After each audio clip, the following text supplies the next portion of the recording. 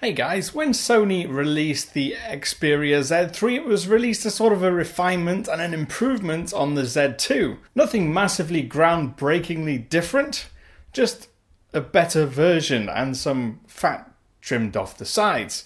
With the Moto X, the second generation, it was much of the same. They changed little bits here and there to refine it, and they improved things they needed to, and they kept the core experience of the device pretty much the same. But how do these two compare? I'm Cam from PhoneDog.com, and we're going to find out in the Dogfight. The Moto X and the Xperia Z3 are perhaps two of the best looking devices on the Android market. Both use a combination of premium materials to great effect. Sony's Z3 is the picture of elegance, particularly in black. The undisturbed flat black glass on the front and the back is stunning. The slate-coloured curved edges are beautiful too. Even the flaps that protect the ports and the connection points have a metal finish to fit in with the chassis. It's all very well considered, except for one thing. The glass on the front and the back make the device extremely slippery. Even on flat surfaces it has a tendency to fall off. But despite having the same size display as the Z3, the Moto X is a full 5mm shorter. Most of that is shaved down off the bottom bezel on the Moto, which thoughtfully leaves space on screen for the virtual buttons. And the beauty of the Moto X is that you can customize its look. You can pick colours and materials using Motorola's Motor Maker to coat the back in leather or wood or just plastic. I chose the black leather with blue trim and it looks and feels amazing. I've never had a phone that feels as good as this. Not even the iPhone 3GS, which many of you know is one of my favourite phones ever, felt this good in hand.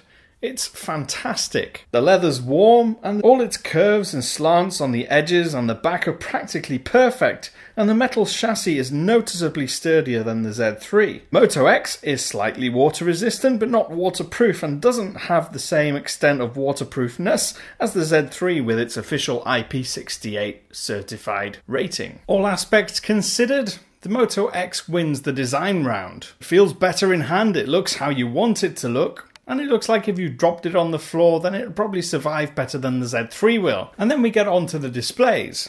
Both of them are 5.2 inch and both of them are 1080p resolution, but that's where the similarity ends, because it's the same old LCD versus AMOLED battle, where each does exactly what you expect it will. The Moto's AMOLED display is much warmer in tone. Whites show as a sort of yellowish orange tint at certain angles, and colours really do pop on the screen. For my own personal tastes, though, they're a little oversaturated. The Z3 appears clearer, a little sharper. Colours are vivid but natural enough that they look great. What's more, you can adjust the white balance to give it a cooler or warmer feel. Whites still aren't perfect, but overall I think the Sony has a better quality display. It might not be as bright, but its other qualities make up for that. That's not to say the Moto X has a bad display. It's a great display. It's fantastic for gaming, watching movies. Stuff comes to life on that screen, so please don't not buy the Moto X just because of the display. But for this round, for its quality, the Z3 wins. And on to the camera battle. We've got a 13 megapixel camera on the Moto X versus the 20.1 megapixel on the Z3.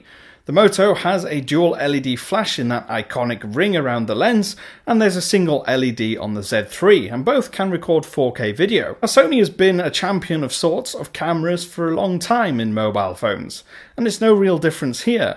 Pictures and videos are sharp, and you can have tons of cool features to choose from. There are AR effects, slow-mo, time-shift photos, the list goes on.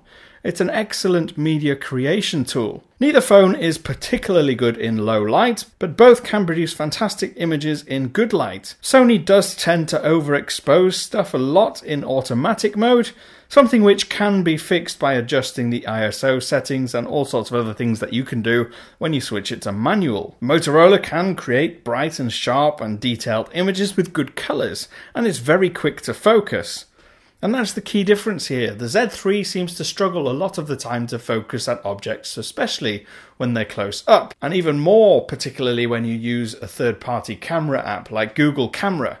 Unless you're using the built-in Sony's own made camera, it doesn't seem to want to perform very well. So in that case, Sony's is actually harder to get a really good shot because you spend so much time adjusting settings, trying to make sure it's in focus before you then take a picture. And as much as I prefer the quality of the images on the Z3, the Motorola's ease of use and the lack of wanting to punch my own face in while I'm using it makes me tend to want to use that more. So in terms of image quality, the Z3 wins, but in terms of ease of use, the Moto X is the one that I would rather use. And then we get on to performance and battery, and both phones have the same chipset. It's a 2.5 GHz Snapdragon 801 chip paired with an Adreno 330 GPU.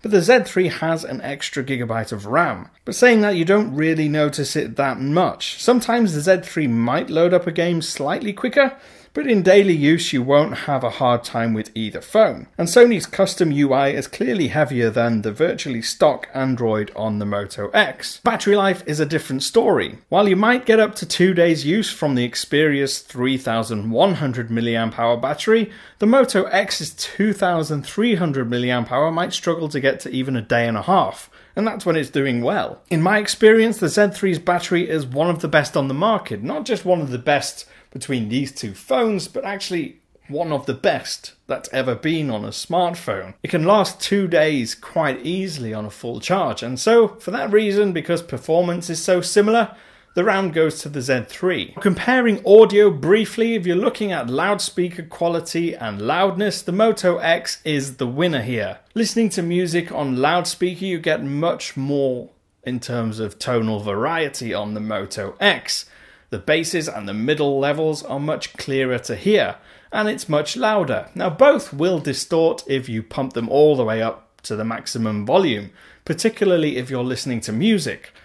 But what you will find the difference is the Z3 seems to miss out some of the middle and the bass tones that the Moto X manages to pick up and produce. Now if you're using Sony's own headphones plugged in, you do get digital noise cancellation, and that's fantastic. But just say you like using your own headphones, you have a particular brand that you like to listen to, whether it's Beats or V-Moda or Audio-Technica, then actually you're not going to notice that much difference between them because they both have a built-in equalizer, so you can adjust it to sound exactly how you want to. So because of the loudspeaker performance, the Moto X wins the audio round. So overall, if I'm looking at individual bits of hardware and how they perform on the phones, the Z3 does seem to be the winner here. It has the better display in my opinion, it has the slightly better quality camera, it has a much better battery life. But if you was to ask me personally which phone I would choose of these two, the Moto X for me is a clear winner. It feels better in hand, it's warm, it's comfortable, it's fast and fluid when you're scrolling through screens. The camera's easy to use and it can produce good shots. And no, it doesn't have the best display, it doesn't have the best battery life, but I'm willing to forget that because actually the phone is superb.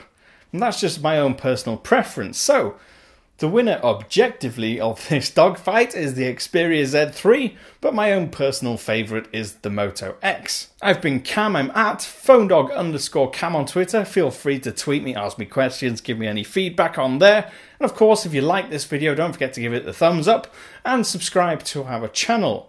I've been Cam, and I will see you again soon.